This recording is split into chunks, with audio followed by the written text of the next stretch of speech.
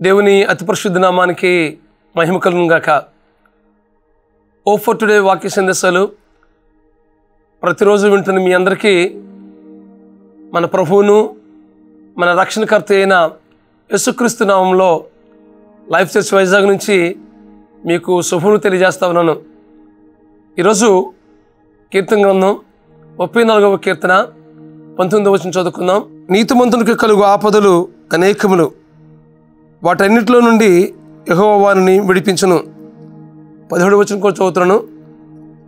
నీతిమంతులు మొరపెట్టగా యెహోవా ఆలకించును, వారి శ్రమలన్నింటిలో నుండి వారిని విడిపించును. చదవబడిన ఈ వాక్య భాగంలో మనం చూసినప్పుడు నీతిమంతులకు కలుగు ఆపదలు అనేకములు, నీతిమంతులు మొరపెట్టగా యెహోవా ఆలకించును. ఎంత గొప్ప వాగ్దానం!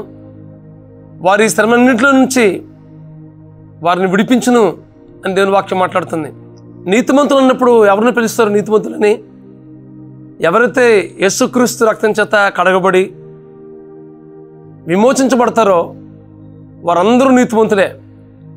యేసుక్రీస్తు ప్రభువునందు విశ్వాసం ఉంచడం ద్వారా, ఆయన ప్రభువుని దేవుడిని అంగీకరించిన మీదట, ఆయన రక్తంలో మన ప్రతి పాపాన్ని కడగబడిన మీదట మనమందరము నీతిమంతులుగా ఎంచబడుతున్నాం. అయితే మన నీతి కాదు కానీ యేసుక్రీస్తు ప్రభువారు మన పాపదాస్యత్వం నుంచి విడిపించడం కోసం మన స్థానంలో శిక్ష అనుభవించి మనకు నీతిమంతులుగా చేశాడు. మన పాపదాస్యత్వం నుంచి విడిపించడం కోసం మన స్థానంలో శిక్ష అనుభవించి ఆయన మనకి నీతిమంతులుగా చేశాడు. దాన్ని బట్టి దేవునికి మనం స్తుతింపబద్ధులమై ఉన్నాం. అయితే నీతిమంతులకు ఎందుకు ఆపదలు వస్తాయి? నీతిగా బ్రతుకుతున్నప్పుడు ఆపదలు ఎందుకు రావాలి?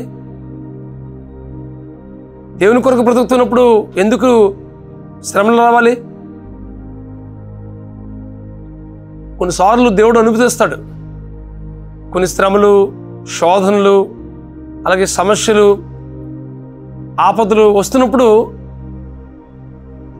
ఇది ఎందుకు వచ్చాయి అని ప్రశ్నించకుండా ఆ శ్రమల్లో, ఆ వేదనకరమైన పరిస్థితుల్లో, ఆ కృంగుదల్లో దేవుని దగ్గరికి మనం వెళ్ళినప్పుడు మరింత చేరువుగా జీవిస్తాం. కొన్నిసార్లు శ్రమలు ఎందుకు వస్తాయంటే దేవునికి ఇంకా దగ్గరగా జీవించాలని, మరింతగా ఆయనకి సమీపంగా బ్రతకాలని, ఆయనకి ఆ పరిస్థితి నుంచి విడిపించిన మీదట ఆయనకి మహిమ తేవాలని కొన్నిసార్లు శ్రమలు అలౌ చేస్తాడు దేవుడు. చూసేవారికి ఎలా ఉంటుందంటే, వీరు ఎంత నీతిమంతులుగా బ్రతుకుతున్నారు కదా, వీరికి ఎందుకు శ్రమలు వస్తున్నాయి అని అనుకుంటారు. కొన్నిసార్లు ఆ శ్రమల ద్వారా అనేకమైన పాఠాలు దేవుడు మనకు నేర్పిస్తాడు.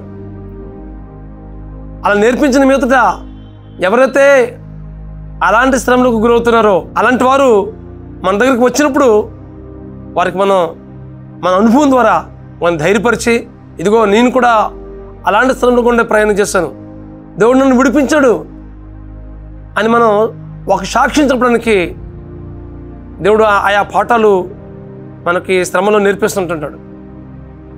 యోబుకి రాలేదా శ్రమలు? ఎన్ని శ్రమలు వచ్చాయో! అసలు యోబుకి వచ్చిన శ్రమలు భూమి మీద ఎవరికి రాలేదనుకుంటాను. అన్ని శ్రమలు వచ్చాయి.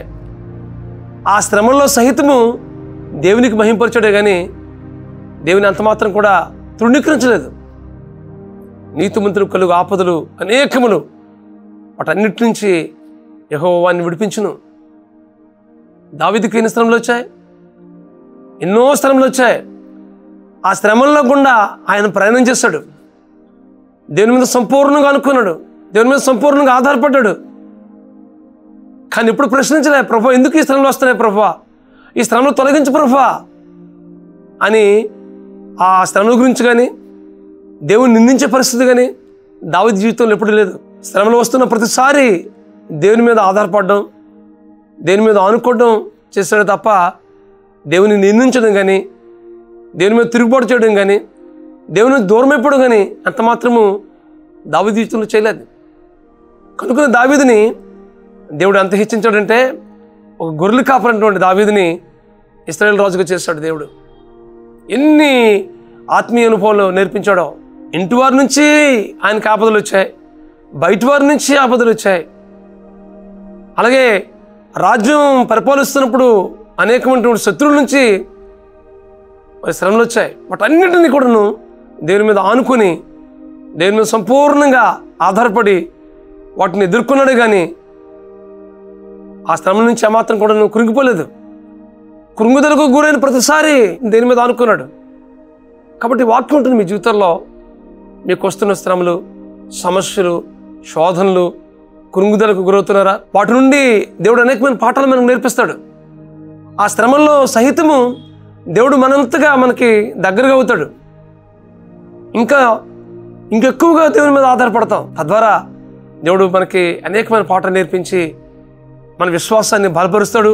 దేవుని మీద సంపూర్ణంగా మనం ఆనుకోవడం ద్వారా దేవుడు మనం బలపరిచి ఉన్నతమైనటువంటి అనుభవాలు గుండా మనం నడిపిస్తాడు. కాబట్టి శ్రమలు వస్తున్నప్పుడు, శోధనలు వస్తున్నప్పుడు ఏమాత్రం కృంగిపోకుండా దేవుని మీద ఆనుకుందాం. నీతిమంతులకు కలుగు ఆపదలు అనేకములు, వాటన్నిటి నుంచి మనం తప్పించును. నీతిమంతులు మొరపెట్టగా యెహోవా ఆలకించును, వారి శ్రమలన్నింటిలో నుంచి విడిపించునని ఈ దినాన్ని దేవుడు వాగ్దానం చేశాడు. కాబట్టి వాగ్దాన నెరవేర్పు మీ జీవితంలో జరగాలంటే ప్రభు సన్నిధిలో సంపూర్ణంగా మన జీవితాన్ని సమర్పించుకుందాం. శ్రమలు వస్తున్నప్పుడు, శోధనలు వస్తున్నప్పుడు ఏమాత్రం భయపడకుండా దేవుని మీద ఆనుకుందాం. విశ్వాసంలో బలపడదాం. దేవా, వీడి ద్వారా ఏ పాట నేర్పిస్తున్నా ప్రభు అని దేవుని సన్నిధిలో కనిపెడదాం. ఎట్టి కృప పరిశుద్ధాత్మ దేవుడు మీకు అనుగ్రహించి నడిపించును గాక. ప్రార్థన చేసుకుందాం. బ్రహ్మస్వరూపుడా, మహాకృపగల మా తండ్రి, వాక్యం ఉంటున్న మా ప్రియుల జీవితాల్లో ఏ ఆపదలు, ఏ శ్రమలు, ఏ కృంగుదలకు ప్రభా వీరు గురయ్యారో, ఎలాంటి సమస్యలు గుండా వీరు ప్రయాణం చేస్తున్నారో వాటన్నిటి నుంచి విడిపించు ప్రభా. నీతిమంతులు కలుగు ఆపదలు అనేకములని మీ వాక్యం సెలవుస్తుండగా వాటన్నిటి నుంచి విడిపించు ప్రభా. మీరు విశ్వాసాన్ని బలపరచండి. ఇంకా మీ మీద ఆనుకొని మీ స్వారూప్యంలో మార్చబడడానికి దినదినము వీరి జీవితంలో గొప్ప కార్యాలు జరిగించి మీరు మహిమ పొందమని మా ప్రభువును, మీ ప్రియ కుమారుడును, మా రక్షకుడునైనా యేసుక్రీస్తు నామములో ప్రార్థించి పెట్టుకుంటున్నాం మా పరమ తండ్రి. ఆమేన్, ఆమేన్, ఆమేన్. మీకు వస్తున్న ఆపదల్లో, శ్రమల్లో, శోధనలో ఏమాత్రం కృంగుదలకు గురి కాకుండా ప్రభు మీద సంపూర్ణంగా అనుకుందాం. తద్వారా విశ్వాసంలో మిమ్మల్ని అందరినీ బలపరచట్లో పరిశుద్ధాత్మ దేవుడు మీకు సహాయం చేసి నడిపించును గాక. God bless you friends. Have a nice day.